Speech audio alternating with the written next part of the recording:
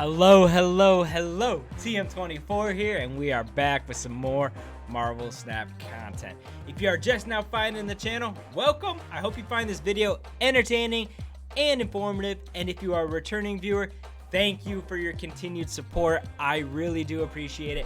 My llama, who's always hanging out here beside me, appreciates it as well. And I hope you enjoy the video. Today, we are going to be talking about Thanos and Thanos decks. So, way back before Lockjaw got nerfed, Thanos Lockjaw was everywhere. It was a super fun deck to play because you could get so much power out there so quickly by running those stones through Lockjaw, drawing all those cards while also putting power out into those lanes. You could even move Lockjaw around and get tons and tons of procs with him. Now that Lockjaw is gone, I felt like Thanos kind of went away.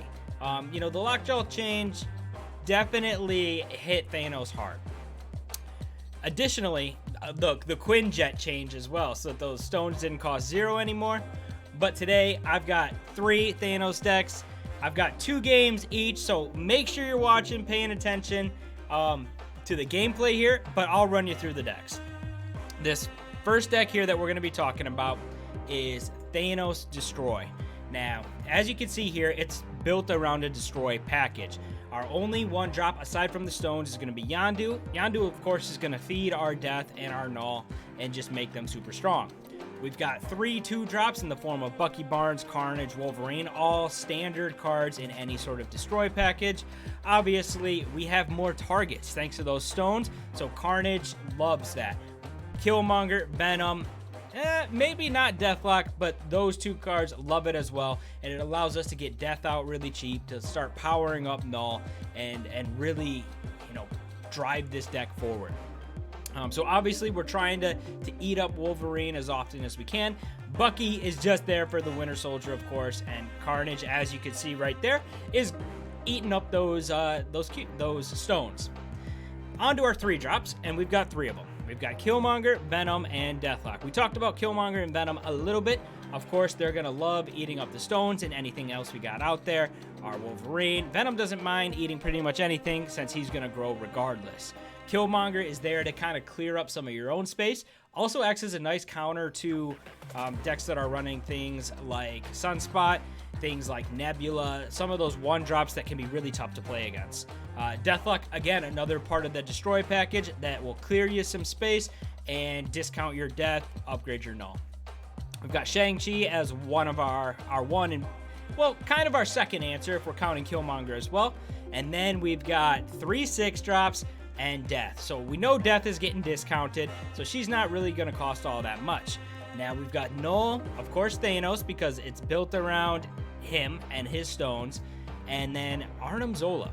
Now, what's really cool about the stones is that you can actually, there's one stone, I'm blanking on the name, it's the green one, but it gives you 1 extra energy in the next turn. So you play that on 4, and you could actually get Null out early. You can then Zola your Null, or get Death out early. Granted, she's probably going to be cheap. I'm looking to see it. The Time Stone, that's what it is. It's the Time Stone. So that Time Stone allows you to get some of those 6-drops out early, and then you can play another one alongside them. So you could end up playing Zola, Null, and Death all in the same match thanks to the Time Stone and things like that. So you can get a ton of power out there. I love this deck because it feels like you've always got a really solid play. Whether you're answering your opponent's 1-drops, you're clearing up your own space. Even simple plays like this, where we were able to play the Time Stone and the Space Stone down, and then we played the Reality Stone on top of that, we got to take advantage of the buff from Shuri's lab, where they weren't able to. So the stones really enable you to do and make plays like that. Now, as you can see here, we get to our turn 5. We've got a couple options here. We've got Venom, who wouldn't mind eating up those stones. Killmonger could take out that Nova, prevent it from doing any more damage. Will prevent it from buffing up anything else too much. And then, we could play Null, we could play Zola. We've kind of got options here. We've got Death at 7, so we're trying to get her down, get her a little bit cheaper. It is turn 5, so you know, we've got this turn and one more to make something happen here. So we end up going with another stone and then Killmonger. We want to get rid of that Nova so that they can't buff up their cards too much, and we're clearing all those stones. That's going to really discount our death and buff up our null. So as you can see here, death goes down to 2 to 1. Null is at 26 power. So it just shows you that null can really get beefed up in this deck. We've got both of them. We can play them on turn 6, and now it's just a matter of figuring out where to play them. So here, obviously, we can't get to the Sanctum. We could Zola our death there, but I was worried that they might put a little bit too much power in Titan. So now I'm thinking, do I play Null and Death? Do I play Death then Zola? You can see here, I'm running through the options.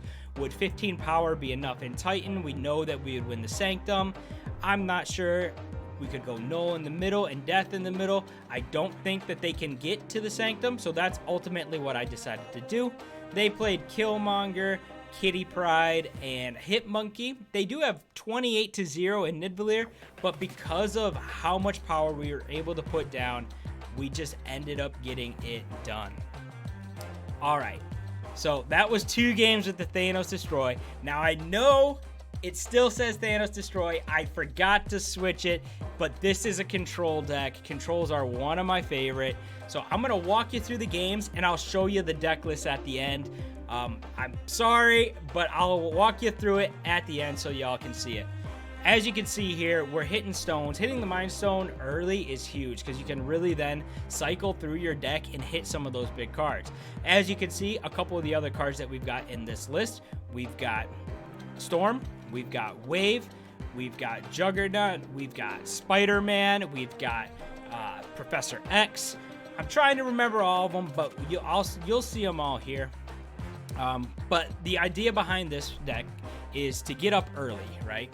We've got the stones so we can get power out there early, and then to lock down a lane on 5 and just maybe secure another one on 6. In this instance, we're able to get Storm down early, and then we can still come through with our Juggernaut, making sure that we keep that flooded location to guarantee us 1. We still have Spider-Man and Professor X ready to go behind, so we've got that option.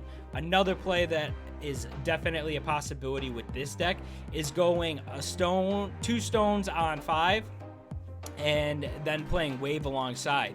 Because we are often going to be ahead because we have these stones, that allows us to really slow the game down going into turn 6. And then I do have Dr. Doom in this list. I'm pretty sure we'll see him here at some point, but Dr. Doom as well. Once we wave, Dr. Doom allows us to hit every single location, and it'll make it really tough for them to come back, especially because, as you can see, we can get our power out there to pretty much every location. We could fill every location if we really wanted to. In this instance, Killmonger did come down. Now, Killmonger is in this list, as is Carnage, to clear up space. Those stones are great, but sometimes they're better just as their draw, so we kind of need the space in order to get things done. As you can see, I've also got Chavez for a little bit more consistent draw. We have Thanos as well, and in this instance, we're in a really good spot. We're able to move we're able to move some cards over and gain +2 when we do. And we move Spider-Man, and we've still got Thanos ready to go. We're ahead in Flooded. Yes, sir, we are behind in Necrosia, but we could play Thanos for 10, and we're going to have 16 power there. It's going to be really tough for him to have any more than that, and he ends up helping us out by using Magneto to pull Killmonger, to pull Wave over into the middle as well, and we end up getting a nice big victory there. Like I said, I forgot to change the list. I didn't on the next one. This is the last game of Control, and I'll show you it at the end, I promise. So you can also see Daredevil is another piece to this. Because we're running Professor X, Daredevil is great by showing us what's going on turn 5. We can make sure that we win a location, and that can be huge. Here, we get the Reality Stone down early. That allows us to draw a card and to change up the location. Monsters come out, that's fine, just a wash there. But really, the drawing the cards is huge. You want to play a stone whenever you can to kind of rifle through your deck to make sure that you're getting access to some of those other cards that you want to play. Those Daredevils, those Storms, those Professor X, things like that. The stones are great, But if you're not getting to those big power cards, it can be a little bit tough. So you want to play those stones when possible. In this instance, we do get Daredevil down going into turn 3. We see Onslaught Citadel, and honestly, that's not terrible for us, simply because some of these stones have ongoing abilities, and we can take advantage of that. In this instance, we decide to simply go with the Storm. We're going to Storm Monster Island, and then plan our turn 4. They play Polaris, pulling our Reality Stone, which is fine. We're even up in flooding. Peak comes through, and that is actually nice for us. That allows us to get Professor X out, and we have the Time Stone. We could play them both this turn if we want to. We also picked up Carnage, so if we want to clear some space, we could do that as well. In this instance, we do decide to go with the Time Stone and Professor X. We are putting 7 power into the flooding location, so it'll be a little bit tough for them to catch up. They come through with just an Invisible Woman. We even draw our Spider-Man going into turn 5. So now we can lock them out. We've already locked them out of flooding. We have Spider-Man, so we can lock them out again. And this is just going to make for a really, really easy game. Something else that the Time Stone does great, just like it did with the Destroyed list, how you can get a 6-drop out on 5. The Time Stone allows you to get a 5-drop out on 4 by playing it on 3. So we can get our Professor X down on turn 4 when people aren't expecting it. So that surprise is huge.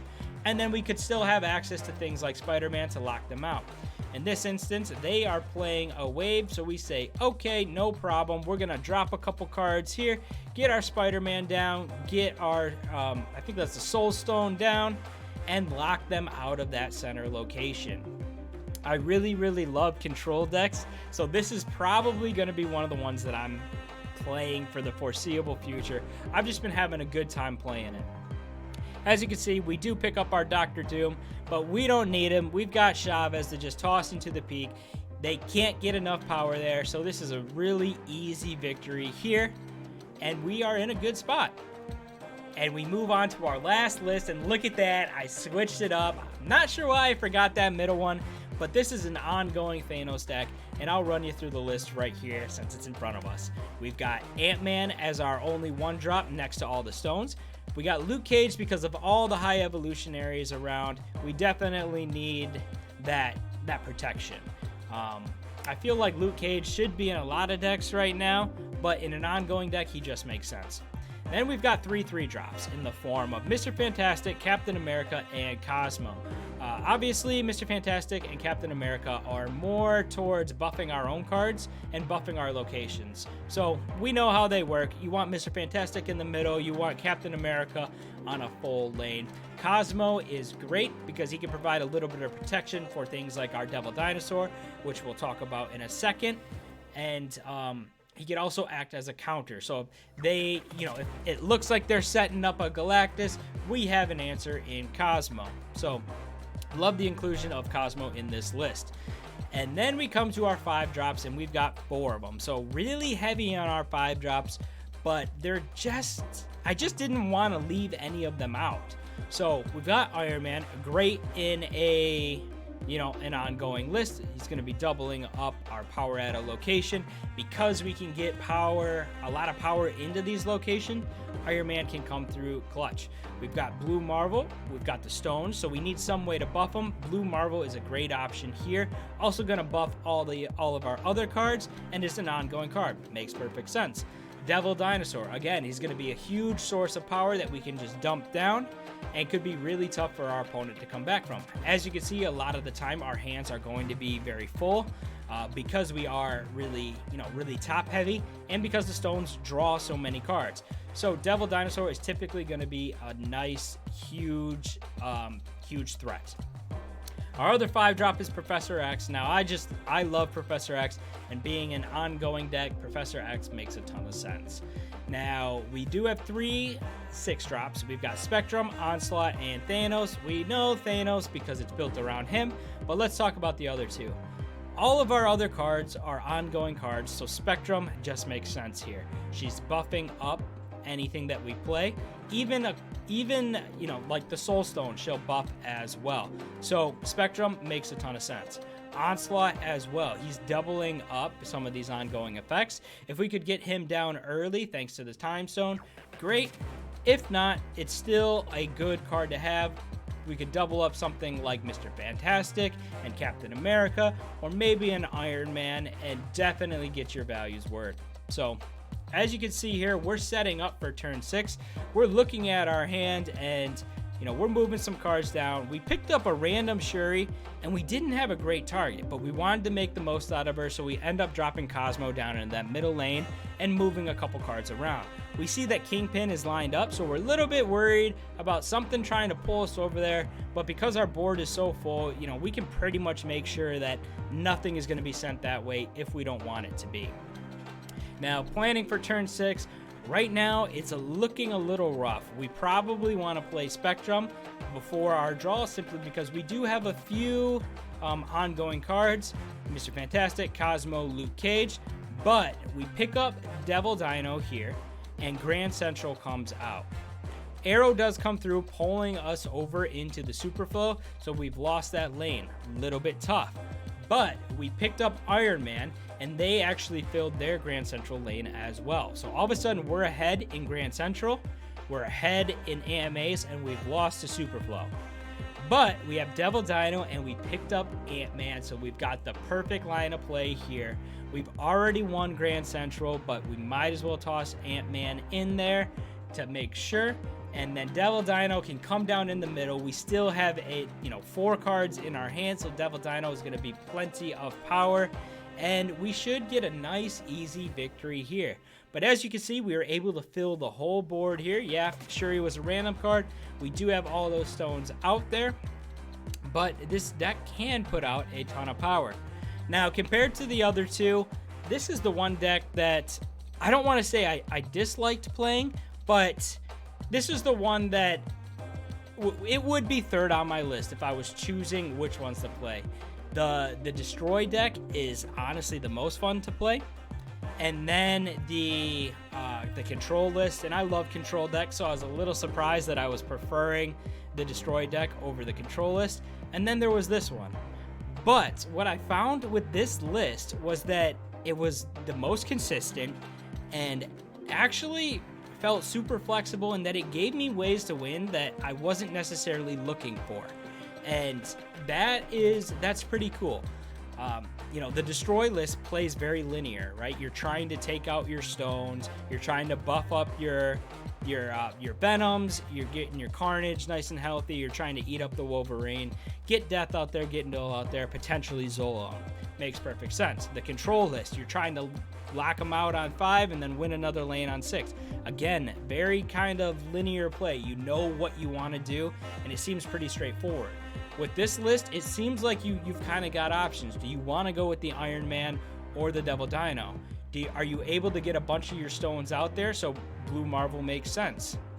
Do we want to go with Spectrum, or do we want to go with Onslaught? There seems like more decisions and more flexibility, allowing you other ways to win games that you maybe weren't looking for.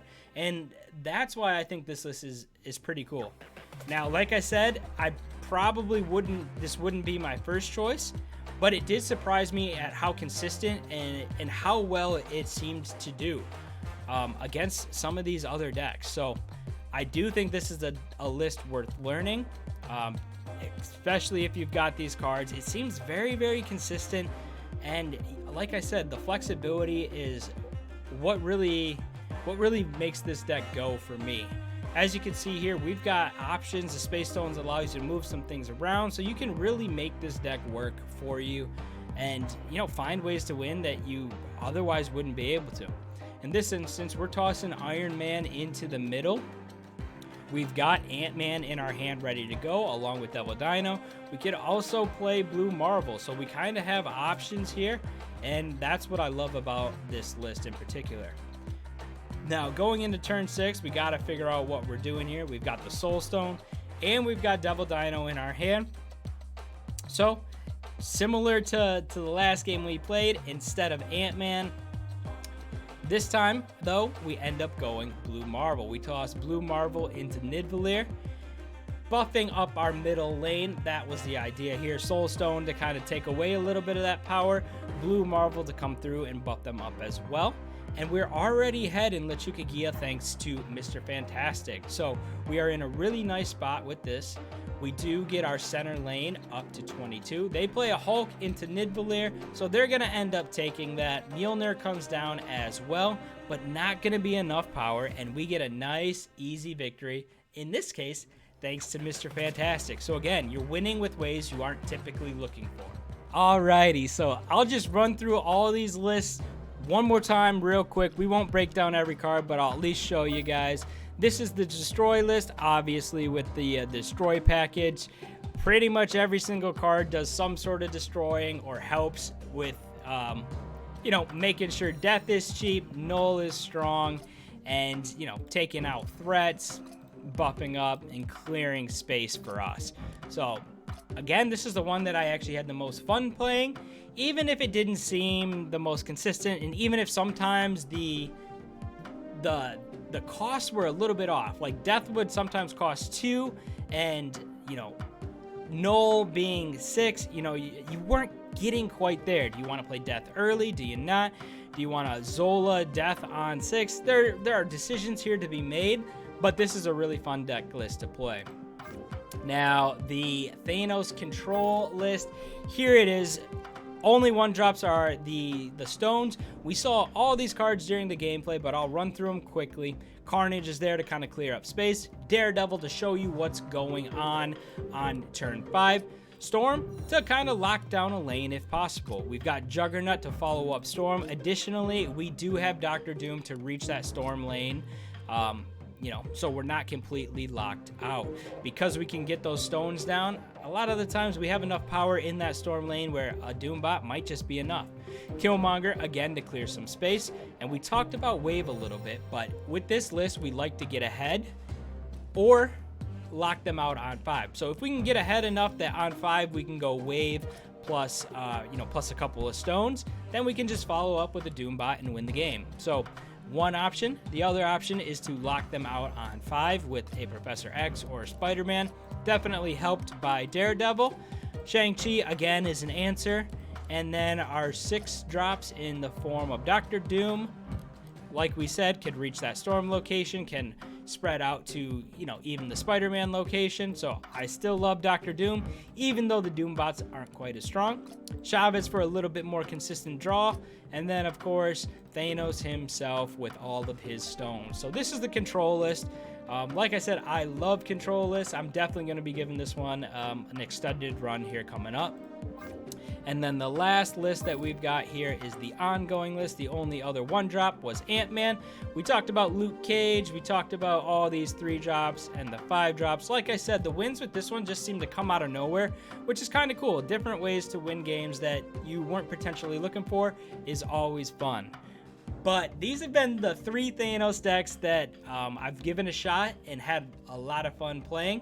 So if you've got these cards, go ahead, run it yourself, and tell me what you think. Tell me if there's any cards that you would switch out. And hey, I might give it a shot myself. But if you've hung around till now would be a great time to go ahead and hit subscribe and like the video, as it really does help me out. Be on the lookout for the next video though, and until then, have some fun.